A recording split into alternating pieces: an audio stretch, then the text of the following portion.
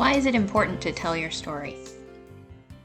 Uh, as pastor of Grand Blanc United Methodist Church, one of the conversations that was had as we neared this stewardship series on gratitude and generosity was that it would be important for me to share my story, or rather my family's story, for me and Stephanie, as we have been married now for 7 years, going on 8 this coming April, and how we have seen giving as part of our spiritual life and our life in the church.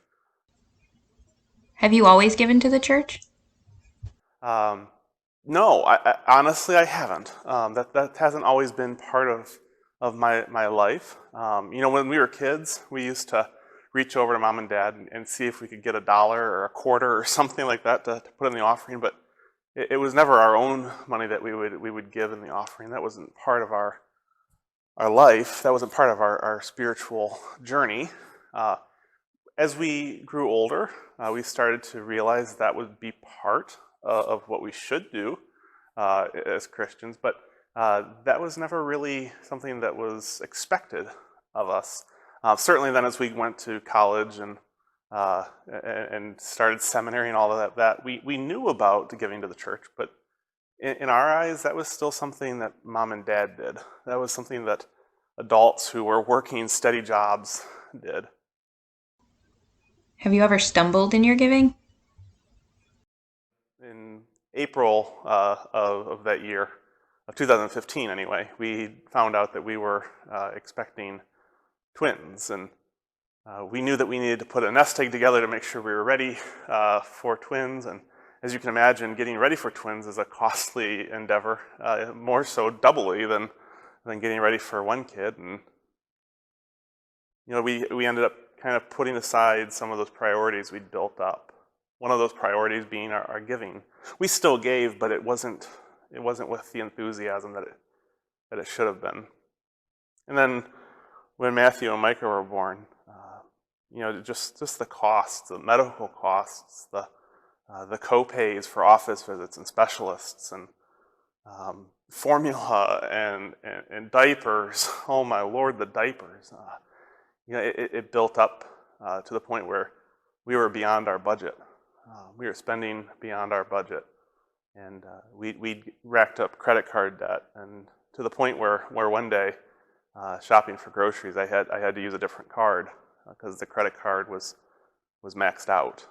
And so we knew that we were in a tough place. But of course, we weren't going to share that with anybody. We weren't going to reach out to anybody. At that time, I didn't have a pastor to reach out to me and ask me what was going on. And so we just stopped giving. We stopped giving to the church, and we stopped seeing that as a priority in our lives. And we didn't like it. We didn't like that. We didn't love having to do that. But it felt at that time like that was the only place that could give way.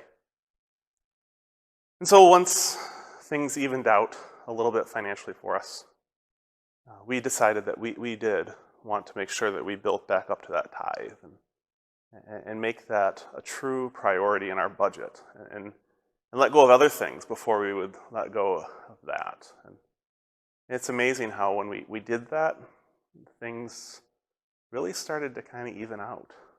I think it wasn't because all of a sudden God was saying, here's more money to do what you want with.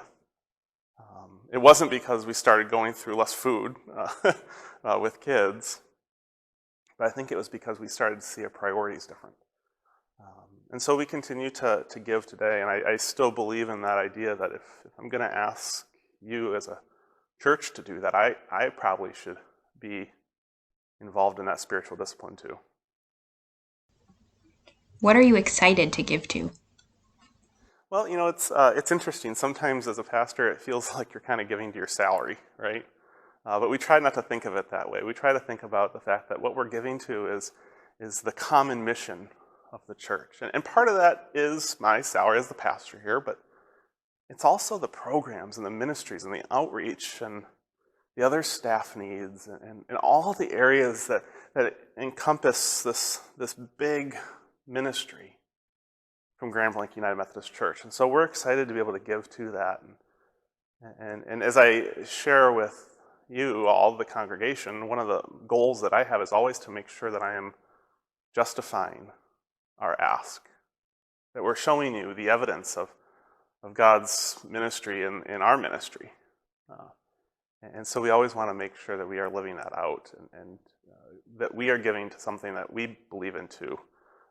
And so I'm excited to say that we do, and we're excited to see how it will continue along with the contributions of all of you. So many others will further the ministries of Grand Blanc United Methodist Church for years to come.